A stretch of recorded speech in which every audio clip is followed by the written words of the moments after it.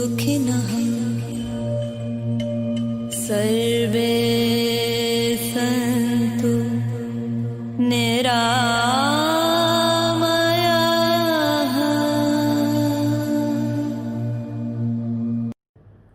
मित्रों नमस्कार, प्रणाम। आप सभी का स्वागत है इंटीग्रल हेल्थ में। मित्रों, हमारे पिछले वीडियो में हमने बात की थी अवसाद की, डिप्रेशन।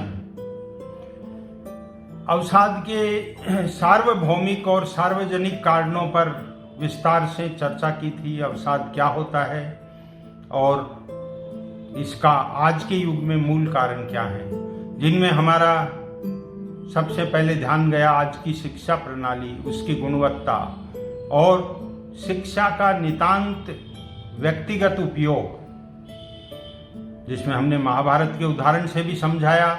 इसके अलावा आज हमारे पास समाज में आदर्श नहीं है, उच्च आदर्श, हीरोज नहीं है जिनको हम फॉलो कर सकें। इसके अलावा हमारा ध्यान गया कि आज जो मनुष्य है वो अपनी आत्मा की आवाज या संस्कारों को परे धरकर जो भी भौतिकता ने आज उपलब्ध करा रखा है, विलासिता वगैरह, उस पे उसका ध्यान है। इसके बाद में अप्राकृतिक जीवन शैली और खाने के अंदर प्रोसेस फूड, जीवन आज केंद्र से विस्थापित सा महसूस होता है और मनुष्य की जैविक जो घड़ी है, बायोलॉजिकल क्लॉक, वह पूर्ण रूप से आज के युवाओं में डिस्टर्ब्ड है। इसके अलावा हमने देखा कि मनुष्य का अपने केंद्र से जुड़ा होना बहुत जरूरी है, जिसका आज नितांत अभाव है। इसके अलावा जो भी हमने अर्थ उपार्जन के जो साधन चुने हैं, वो सारे साधन अनर्थ के हैं और हम उस अर्थ के द्वारा शांति की स्थापना चाहते हैं। इत्यादि बहुत सारे कारण हैं। आज मैं इस वीडियो में बात कर रहा हूं नितांत व्यक्तिगत कारण, जो कि व्यक्ति विशेष को अवसाद या डिप्रेशन की स्थिति में ले जाते हैं। आज हम उनकी बात करते हैं।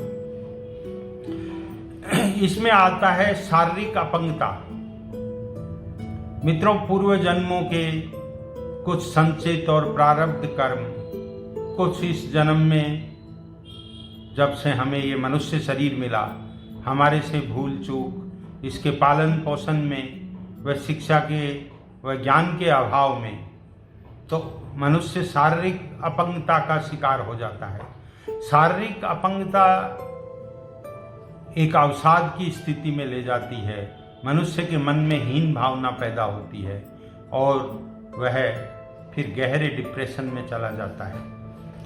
इसके अलावा दूसरा जो कारण देखने में आया है, वह है जीवन के अस्तित्व को मिटा देने वाला कोई संकट अथवा कोई मृत्यु तुल्य कष्ट हो, या मनुष्य किसी हादसे या दुर्घटना का शिकार हो और उसके बावजूद भी उसका यह अवसाद, ये डिप्रेशन 2-3 महीने के बाद भी अगर नहीं जा रहा है, तो यह उसमें मूल रूप से, या अपन कहें परमानेंटली घर कर लेता है और वो पैथोलॉजिकली और क्लिनिकली अवसाद का रोगी, डिप्रेशन का रोगी डिक्लेयर हो जाता है।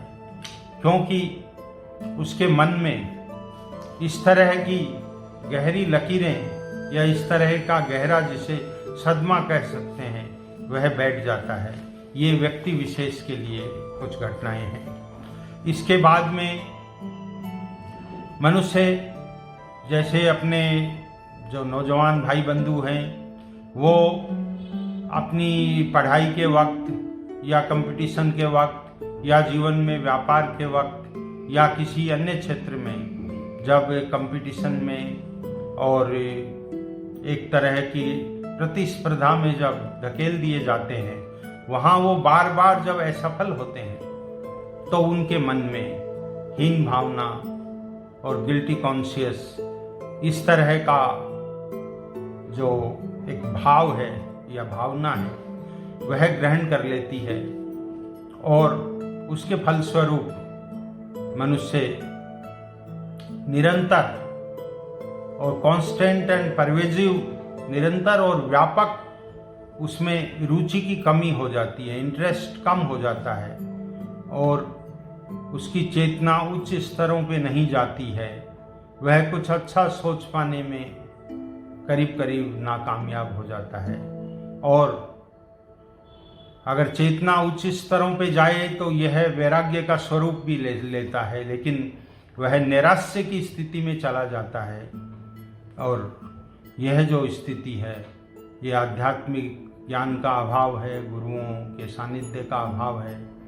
ये अवसाद और डिप्रेशन में उसे धकेल देती है।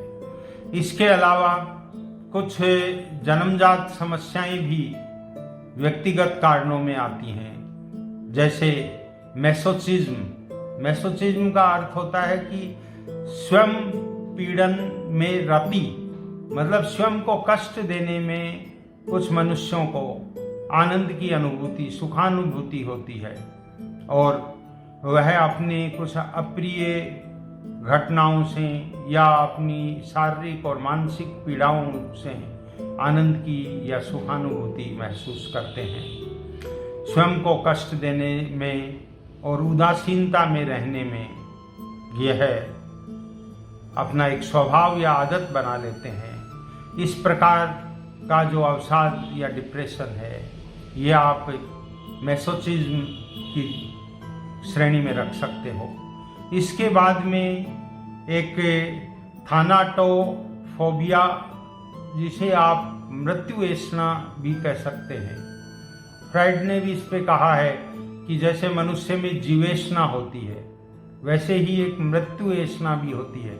वह मृत्यु को भी बार बार याद करता है, लेकिन यह ऐसा ज़्यादातर जीवन का 70-75% हिस्सा, 3/4 जब जीवन चला जाता है और उसके जो साथी संगी हैं वो एक एक करके विदा होने लगते हैं या उसे दुनिया में या अपने परिवारजनों से अवहेलना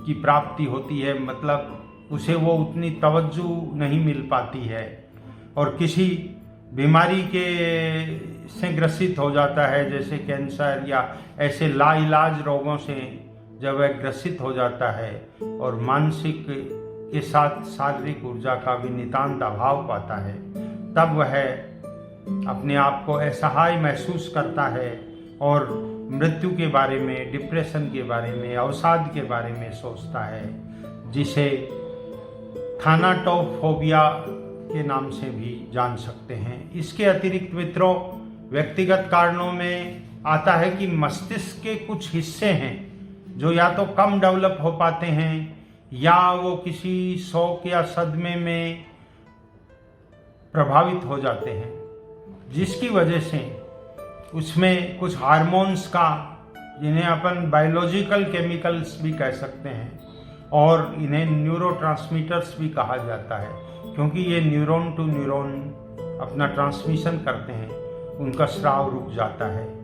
जैसे इसमें 3 तरह के हार्मोन्स आज का विज्ञान बताता है। डोपामाइन, C8H11NO2, ये डोपामिन जो हार्मोन है या न्यूरोट्रांसमीटर है, ये क्या करता है, reward, motivation, memory, attention, body movement, and it plays the many important role in our body. Low level may negatively affect your, इसका जो लो लेवल है वो अपनी बॉडी को नेगेटिवली अफेक्टेड करता है, जिससे अपना मूड, मेमोरी एंड मोटिवेशन ये सभी प्रभावित होते हैं। दूसरे तरह का हार्मोन है सेरोटोनिन, C10H12N2O। ये एक की हार्मोन है that stabilise our mood, feelings of well-being and happiness. This hormone impacts our entire body and also helps with sleeping, eating and digestion systems. ये सारा आज का विज्ञान भी इस बात को मानता है। तीसरे तरह का जो हार्मोन है वह नॉरएपिनेफ्रिन के नाम से जाना जाता है, C8H11NO3। ये that acts as both as stress hormone and as well as neurotransmitter. ये स्ट्रेस हार्मोन की तरह भी काम करता है और न्यूरोट्रांसमीटर की तरह भी काम करता है। इस हार्मोन के नॉरएपिनेफ्राइन के कम होने से, ये इसकी रिक्वायरमेंट का जितना होना चाहिए उसका अगर लेवल कम है तो आप डिप्रेशन में चले जाते हैं और बिना किसी वाजिब कारण के भी आप स्ट्रेस में आ जाएंगे। इससे लो हाई बीपी के भी शिकार होते हैं। यह भी मस्तिष्क के विशेष हिस्सों से इसका स्राव होता है। अब मित्रों, अपन जानते हैं कि डिप्रेशन के आप शिकार हैं, इसके लक्षण क्या हैं। पहले अपने सार्वभौमिक कारणों पे विचार किया, अब व्यक्तिगत कारणों पे विचार किया है, लेकिन इसके लक्षण क्या हैं। लक्षणों में है भूख का बहुत कम लगना या ऑलमोस्ट खत्म हो जाना, अथवा अत्यधिक भोजन करना, वजन एकदम से कम हो जाना, अथवा अचानक रैपिडली बहुत ज्यादा वजन बढ़ जाना, सभी कार्यों में अरुचि, अत्यधिक थकावट का होना, सोते रहना, अथवा नींद की एकदम से कमी, या सुबह जल्दी नींद का टूट जाना और चिंता से ग्रसित हो जाना, जानबूझकर स्वयं का कई कार्यों में नुकसान करना और बार बार एक ही घटना या एक ही बात को रिपीट करते हुए उस बात को बताना, अकारण झुंझलाना आदि इस तरह के कारण हैं कि जिन्हें साथ रहने वाला व्यक्ति समझ जाता है कि आजकल आपके व्यवहार में कुछ फर्क आ गया है। मित्रों, ये व्यक्तिगत कारणों पे और कुछ लक्षणों पे भी विचार हो गया। अब हम इसके उपचार पे बात करेंगे, लेकिन ये वीडियो कुछ लंबा हो जाएगा, इसलिए आगे के वीडियो में हम इसके जो समस्त कारण हैं और लक्षण हैं उनके आधार पे इसका आध्यात्मिक और भौतिक जो भी तरह का उपचार प्रत्येक मनुष्य को उपलब्ध हो सकता है उसके बारे में बात करेंगे। तब तक के लिए क्षमा चाहते हैं। नमस्कार। ओम शांति शांति शांति।